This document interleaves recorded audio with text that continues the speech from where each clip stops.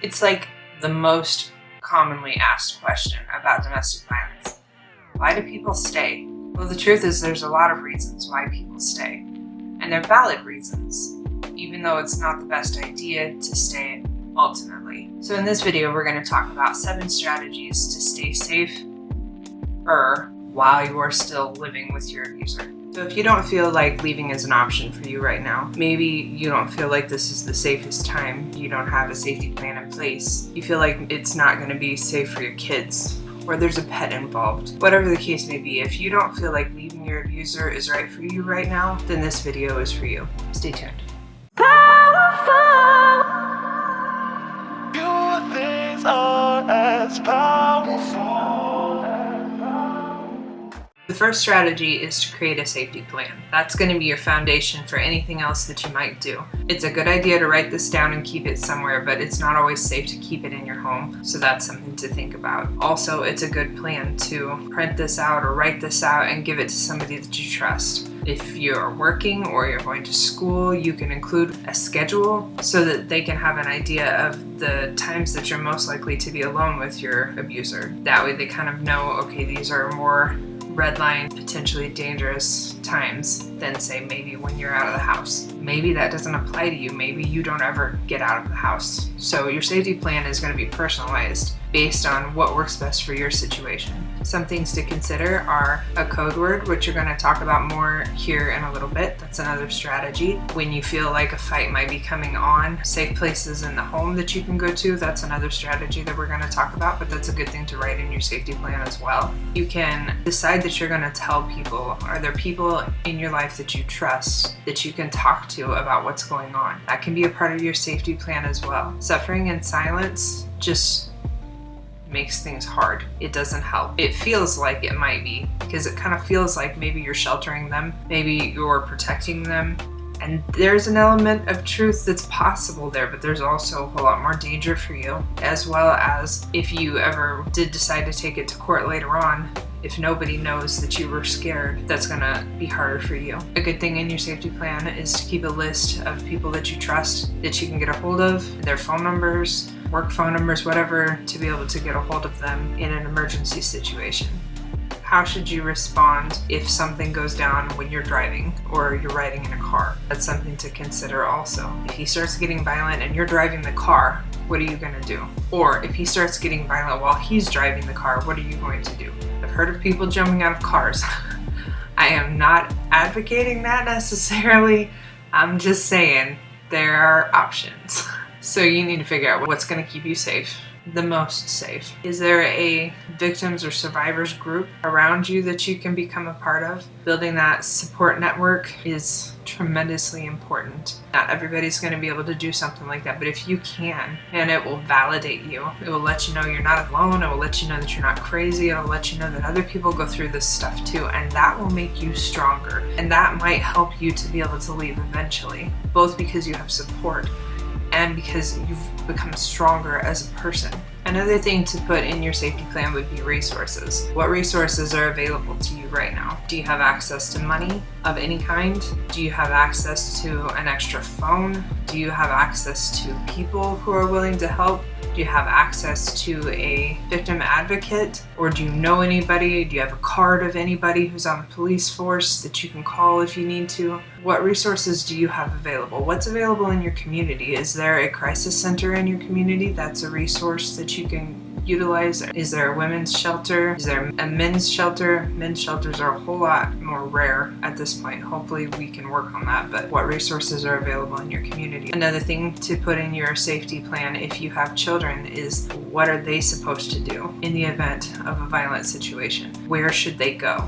Is there a closet that they should go to? Can they lock their bedroom door? Can they go to a neighbor's house? How can they get away? How can they make sure that they stay safe in that situation? And what are they supposed to do if somebody is hurting you? Are they supposed to stay and protect you? Or are they supposed to get out and protect themselves? That's a conversation to have with them ahead of time. Strategy number 2 would be to keep a list of emergency phone numbers. If your abuser would get a hold of your cell phone, if you have a cell phone, would you still be able to remember people's phone numbers in the event of an emergency? Most of the time in an emergency situation, we are not thinking clearly or logically or anything other than just strictly survival right this second. So remembering phone numbers is going to be difficult in those moments, unless it's 911, and that's why they keep that short. So can you make a list of emergency phone numbers for you? Put it in a wallet or a purse or in your go bag. Maybe make a few copies and put them in different places so that you have access to them in a hurry. Strategy number 3 is to keep extra money. If it's possible for you to get a hold of a little bit of cash and store it somewhere, having cash in your go bag is always a good thing. Ladies, you can put it in your bras if you need to have it on you. If you've got another secret like hidden wallet or can or something that you can keep a stash of money in case of an emergency. Strategy number 4 is to pack a go bag. Now I'm not going to talk about that a whole lot right now because I do have a video on this which I will link in the description box below. But a few things really quick off the top of my head that you can include in your go bag would be changes of clothes, a few days worth of medication, a toy for a child, if you have a baby, some formula and a bottle and a blanket, maybe things that are absolutely necessary to get you through a couple of days, and then important documentation like birth certificates, marriage certificates, things like that. Strategy number 5, like I said, is create a code word, or some people call it a safe word. You want this to be something that you don't normally use in conversation because you don't want to be using your safe word all the time, but it also kind of needs to be something that you could slip into conversation and it not look really weird. So a good suggestion that I've heard, instead of it actually being a word, is saying that you don't like something that you do like,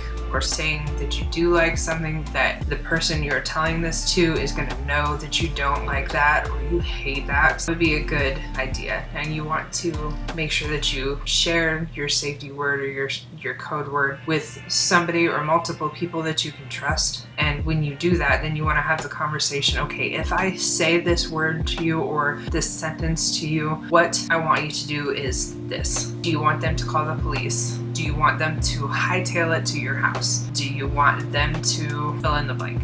Rent a hotel room in your name in China? I don't know. Talk about what you want them to do ahead of time and then expect that they're going to do that if you ever use that code word. Strategy number 6 is to avoid certain rooms in your house if you believe that violence is going to go down. So you don't want to go into a bathroom. Normally, that's not a good place to be because normally bathrooms only have one entrance and one exit, and that is very dangerous for you. You want to be able to get out. Likewise, a bedroom, if you can't get out of the bedroom, that's also something to consider, but at least that's bigger and maybe you can go one way while they're going the other way. But the bathroom is small and generally not an exit, so that makes that very dangerous for you. Also, the kitchen is not a good place to be. I mean, kitchen knives, need I say more? Probably scissors. There's all kinds of things in the kitchen that can be used as a weapon.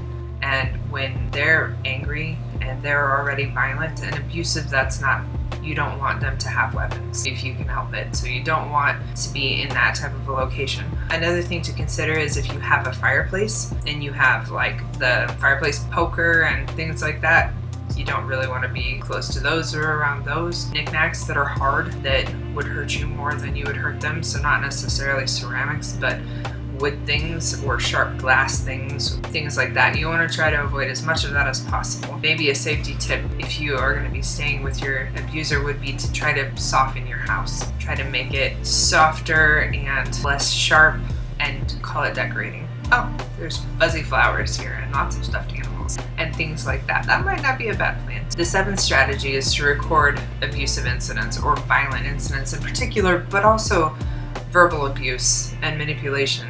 That'll be helpful too. Now, if you can video those, I've seen several times those things, and obviously good luck fighting that in court when you have video evidence that says, yep, they definitely did that. And for a lot of these people, that's great if you can do that because they're master manipulators and liars. And a lot of times they have the rest of the world fooled and they think that this person is an amazing person and you're the only one who gets to know different. So video evidence, if you can do it, that's great. If you can do audio but not video, Also good if you can take pictures of injuries and pictures of damage around the home or whatever. Those are good, especially if you can figure out a way to have it date and time stamped. That's really good. And if you don't have access to any of those things and you just keep a list, that works too. If you have a list and you write down every time that something happens, exactly what happened in detail, date, time, what the weather was like, so they can look that stuff up. That's going to be helpful too. Courts will accept that as records because your abuser is going to go in there and go, no, I didn't do it. And you're going to be able to show a list, maybe pages. That is not something that you want to keep in your home, however. So if you can make a list online, if you have that capability, or if you can write stuff down and then give it to somebody that you trust, or keep it at work, that's not something that you want your abuser to find. That can be really dangerous for you. I hope you found these strategies helpful. I just saw the ICU video, and a lot of times things about abuse are PSAs, which are good, but they don't really help. They bring awareness to the situation, but they don't really help the people that are in this situation. So hopefully you can take these tools and use them to help keep you safe. If you want other resources, my book is available on Amazon. It's called In Case I'm Murdered. There's an entire chapter in there on why people stay in domestic violence relationships, and also ways to get around those hurdles, things to do to be able to deal with those situations so that you can get out. I highly recommend that book. It's got a lot of good information in it. You can also look at the blog post, Is My Life in Danger, on aprilhardy.com. I'll link that in the description box below. Hopefully you are now armed with a safety plan and emergency phone numbers, maybe some extra cash, and a code word. Maybe after you get done with this video, go and pack and stash a go bag or a couple of go bags. Sometimes people put them in different places so that if they need something in a hurry and they can only access one, there's at least one that they can get to. You have an idea of what rooms to avoid in your house when you feel like things are going to go down, when you can feel that the waves are rising and things are about to happen. And if and when things happen, then you know a couple of different strategies to document that stuff. Definitely make sure that you keep those documentations in a place where your abuser isn't going to be able to find them. I'd encourage you to learn about your rights.